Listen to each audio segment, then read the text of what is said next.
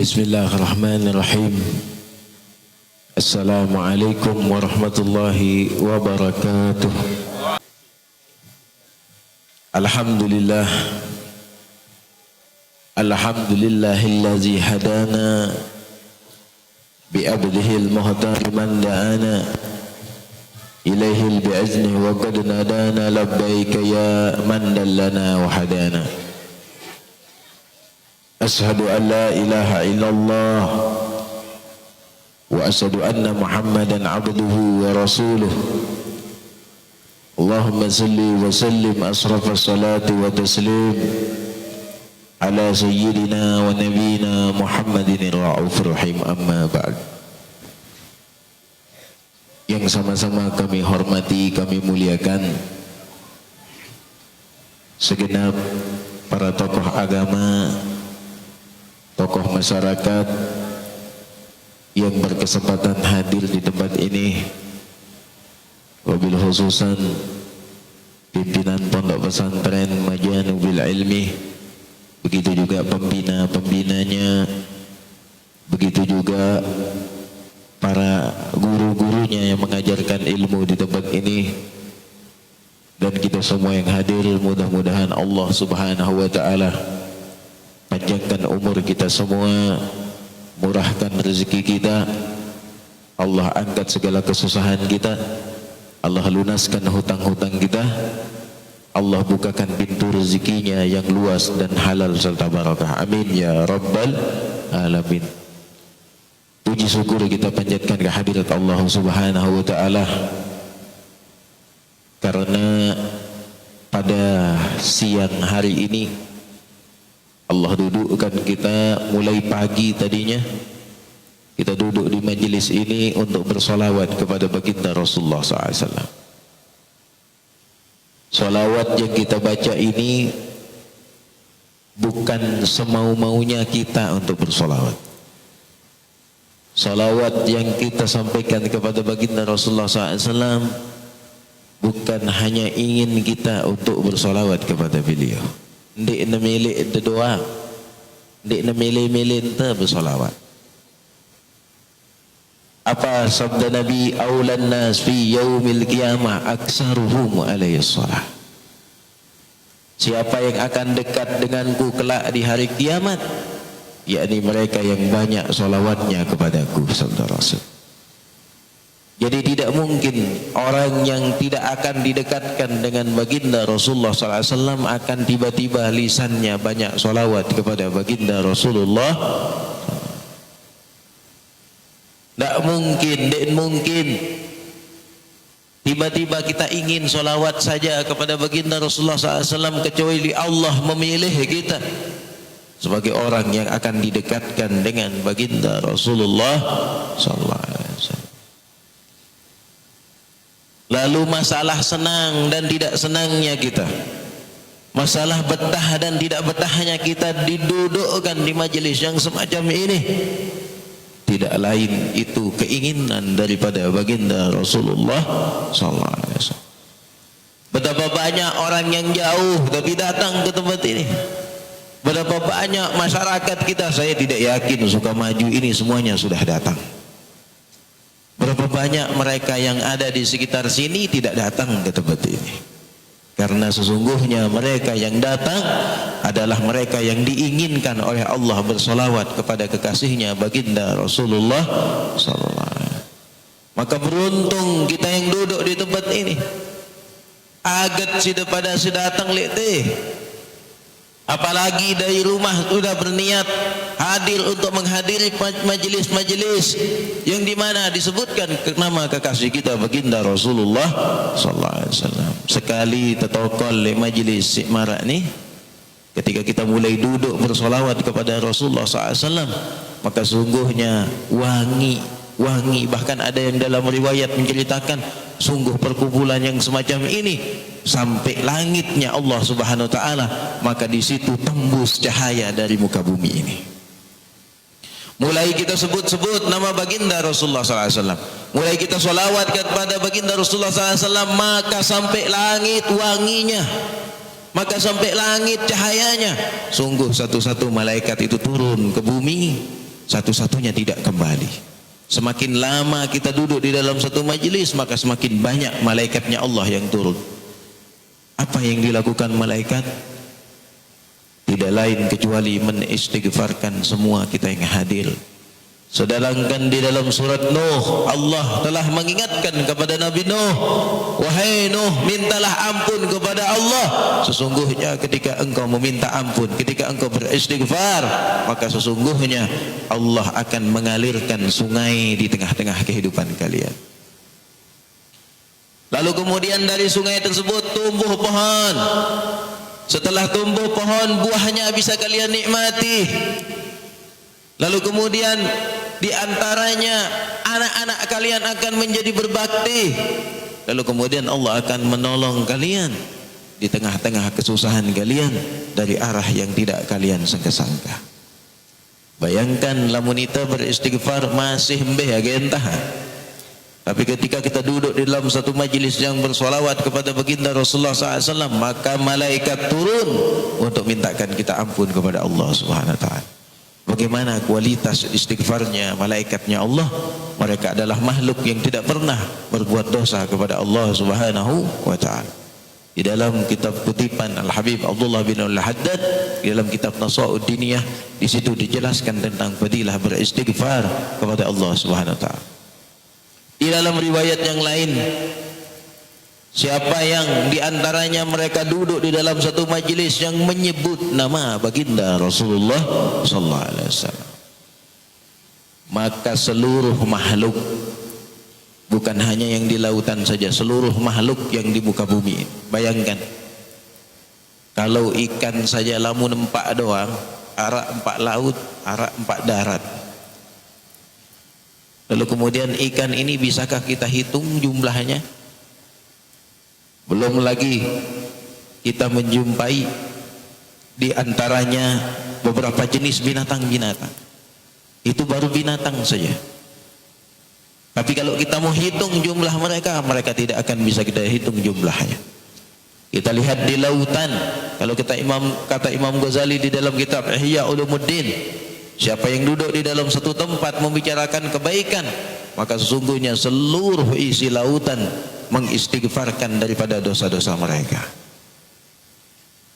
Seperti apa yang dibahas di dalam kitab Nasa'ud Diniyah, Al-Habib Abdullah bin Al-Haddad, beliau mengatakan, siapa yang sekali minta ampun kepada Allah, siapa yang sekali istighfar kepada Allah Subhanahu Wa Taala, maka Allah akan memberikan kehidupan yang senang dunia dan akhiratnya. Amin ya Rabbal. Maka daripada itu coba kita menghitung berapa banyak ikan yang di lautan, berapa banyak ikan yang ada di daratan, berapa jumlah semut yang ada, berapa jumlah binatang-binatang yang lainnya. Ketika duduk kita membicarakan nama baginda Rasulullah SAW, maka sesungguhnya mereka serentak langsung beristighfar kepada Allah Subhanahu Wa Taala hingga semua dosa kita dihapuskan oleh Allah dan digantikan dengan sejumlah makhluk itu jumlah kebaikan yang kita dapatkan. Sallallahu alaihi Nabi Muhammad. Maka di tengah majelis-majelis yang semacam ini membosankan bagi orang-orang yang datang hanya terpaksa. Sok milu-milu, saya searah anak sekolah itu mau datang. Apalagi yang masih ada tujuan lainnya, mohon maaf mungkin ada yang mau jualan. Sok milu-milu itu lalu berdagang. Tapi tidak luput dari semua itu, semua yang hadir mau sengaja mau tidak sengaja mereka bersolawat kepada Rasulullah SAW. Mereka duduk di dalam satu majelis yang disebutkan nama baginda Rasulullah SAW, mereka akan diangkat derajatnya, kemuliaannya oleh Allah Subhanahu Wa Taala. Ada di dalam sebuah kisah, ada seorang di Mesir sana, itu adalah penyanyi yang terkenal. Dia adalah orang yang sering membuka auratnya. Dia tidak beragama Islam, dia kafir, wajar kalau dia mengumbar auratnya. Dia sering diantaranya membintangi film-film panas. Tidak ngerti anak kecil, kalau ngerti senyum-senyum ya akibat online ini. Ada film panas ini dibayangkin Iron Man sama anak kecil ini. Film panas yang badannya nyala-nyala, bukan begitu, ini yang tua-tua yang tahu. Dia sering membintangi film panas. Dia sering bernyanyi di panggung-panggung dengan membuka auratnya. Tapi suatu saat, karena dia tenar, populer, memang di zaman ini yang populer yang begitu-begitu. Artis-artis BTS, baju-bajunya anak-anak kita banyak di rumah-rumah mereka menggunakan baju BTS. Kenapa? Karena memang yang maksiat-maksiat itu yang akan disenangi di zaman ini. Iblis yang mendorong, ayo, ayo. Dan kita akan melihat bagaimana terbukti apa yang dikatakan Rasulullah SAW. Apa kata beliau? Zamanku ini zaman terbaik. Lalu kemudian zamannya para sahabat. Lalu kemudian akan mundur satu jengkal, satu jengkal, satu jengkal. Sampai hari kiamat itu jengkalannya sudah berkurang keimanan mereka kepada Allah Subhanahu wa ta'ala. Maka kalau mau viral, bikin yang aneh-aneh. Nah, kalau yang ngaji-ngaji kayak gini sedikit yang nonton. Kalau yang aneh-aneh kadang-kadang mereka yang buka-buka auratnya, mereka yang berbuat maksiat langsung naik, banyak yang mau nonton. Untuk memerankan peran di dalam satu film yang dimana dia memerankan seorang wanita yang banyak solawatnya kepada baginda Rasulullah SAW. Dia memerankan film yang dimana dia perankan itu adalah Rabi'atul Adawiyah. Ada yang namanya Rabi'ah Al-Adawiyah di sini? Ada? Ada namanya Rabi'ah Al-Adawiyah? Masya Allah, jangan ragu-ragu. Kalau masih muda, pinang mereka, anak-anak muda. Karena apa? Jangankan nama yang sama dengan orang soleh, bahkan Rasulullah SAW sendiri menyebutkan siapa yang nama anaknya sama dengan nama anaknya temannya orang soleh, masuk surganya Allah Subhanahu wa ta'ala. Siapa yang nama anaknya sama dengan nama anaknya temannya orang soleh, masuk surga. Mana-mana iyalah kan tambah surga. Tapi carilah nama anak yang nama temannya orang soleh itu yang baik. Dia tidak baik saja sudah disebutkan akan mendapatkan kebaikan, apalagi namanya langsung sama dengan namanya orang soleh. Rabi'ah Al-Adawiyah ini diriwayatkan 100 kali bersolawat, 100.000 kali solawat pagi, 100.000 kali solawat sebelum dia tidur. Nah, si pelacur ini, si wanita ini yang sering main video panas ini ternyata memerankan Rabi'ah Al-Adawiyah. Dia pura-pura solawatan. Allahumma shalli Muhammad, Allahumma shalli Muhammad wa ala ali Muhammad. Dari di mana-mana, kemana-mana dia, karena kan yang namanya action, yang namanya dia sedang disyuting, dia akan dapat uang. Dia akan dapat upah dari solawatnya. Dia akhirnya solawat, pura-pura solawat. Allahumma shalli Muhammad wa ala ali Muhammad. Sering kita lihat di TV-TV juga yang Kristen-Kristen, assalamualaikum. Kenapa dia dibayar tapi tidak dengan solawat? Seorang pelacur yang memerankan daripada solawat, wanita yang banyak solawatnya, tiba-tiba malamnya memimpikan Nabi besar Muhammad sallallahu alaihi wasallam. Karena apa? Dia memerankan Rabi'ah Al-Adawiyah. Solawatnya banyak, akhirnya dia pura-pura solawatnya banyak. Saking banyak pura-pura solawatnya, Rasulullah datang di dalam mimpinya. Wahai fulanah, bertobatlah engkau kepada Allah Subhanahu wa ta'ala, karena sesungguhnya jika engkau masuk di dalam agama Islam, Rasul muridho dan akan banyak mengambil orang-orang yang senang kepadamu, akan ikut gemar bersolawat dan akan ikut masuk surga nantinya bersamamu. Ketika dia bangun langsung menangis dan mengucap 2 kalimat syahadat dan langsung masuk Islam dan jadi wanita yang dimana dia mengajak orang banyak untuk bersolawat kepada baginda Rasulullah sallallahu alaihi wasallam. Makanya kalau kita ketemu di tengah-tengah masyarakat sekat enak datang le majelis-majelis menintan, sabar. Dik tahu le maklat, dik tahu. Hanya mungkin gara-gara dia ikut hadir, hanya sekedar ikut-ikutan hadir. Tapi gara-gara solawat yang dia baca itu yang membuat Allah ridha dan Rasulullah SAW ridha, bisa jadi dia suatu saat akan diangkat derajatnya bahkan menjadi ulama oleh Allah Subhanahu wa ta'ala. Bahkan kita tidak heran dari apa yang disampaikan Nabi Abdullah bin Alul Haddad. Nah, apa maksud tokol terus tiba-tiba nganjeng sama raonek? Seringkali saya bahas, tapi biar betul-betul kita ini merasa mengulangi dan menguatkan, hingga kita ketika kita hadir di tengah kena kebelu-belu si nganjeng bersalawat-salawat, wah kebelu-belu si bersalawat baik, kebelu-belu si beracara baik. Sayyidil Habib Umar bin Habib Syekh Bakar bin Salim, beliau mengatakan, kalau mau melihat di mana orang-orang yang akan masuk surga besok, lihatlah mereka di dunia ini di mana mereka sering duduk dan senang duduk.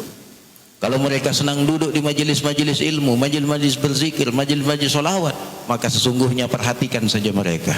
Sesungguhnya mereka adalah ahli surga yang Allah lepaskan untuk sementara di muka bumi ini, dan lalu kemudian mereka akan dikembalikan nantinya untuk masuk surga yang sesungguhnya sudah menjadi tempat daripada mereka.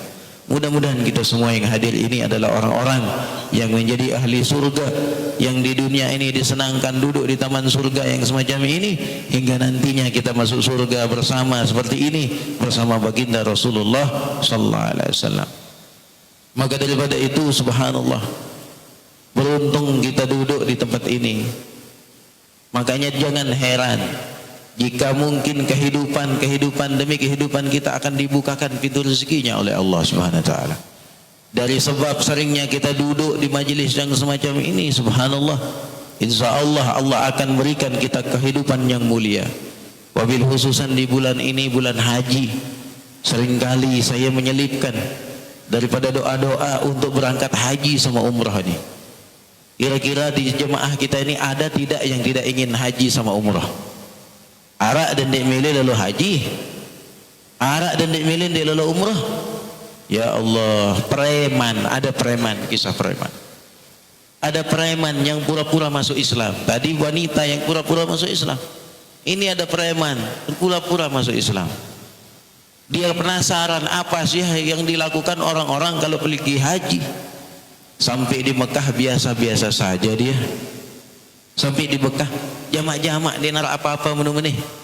Sampai memandang kubahnya Madinah, kubahnya makamnya baginda Rasulullah SAW, langsung dia menangis dan bergetar.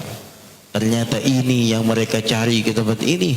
Sesungguhnya memandang kubahnya saja belum ketemu dengan orang yang di dalamnya. Siapa yang membawa anaknya untuk datang di dalam satu majlis yang dimana dibacakan maulidnya baginda Rasulullah SAW, yang pertama, salam kita akan menjadi sebab rahmat di dalam hati mereka. Yang kedua, kalaulah besok mereka, anak-anak kita ini terpilih menjadi walinya Allah, terpilih menjadi kekasihnya Allah, maka sesungguhnya janganlah heran. Kenapa?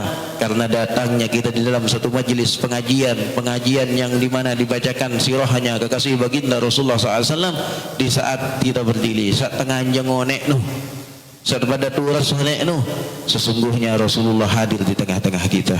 Maka hadirnya baginda Rasulullah SAW, ruhnya baginda Rasulullah SAW hadir di tengah-tengah kita, itu akan memancarkan cahaya ke semua yang hadir. Yang sakit disembuhkan, anak-anak kita bisa jadi itu menjadi sebab mereka menjadi walinya Allah Subhanahu Wa Taala, wali dan kekasih-kekasihnya Allah Subhanahu Wa Taala. Di mana kekasihnya Allah ini adalah, di mana mereka adalah mereka yang dipandang oleh Allah Subhanahu Wa Taala, yang dengan mudah diberikan ilmunya oleh Allah Subhanahu Wa Taala, yang dengan mudah diberikan keberkahan hidup atas mereka, dan dengan mudah semua doa-doa mereka akan diijabah oleh Allah Subhanahu wa taala.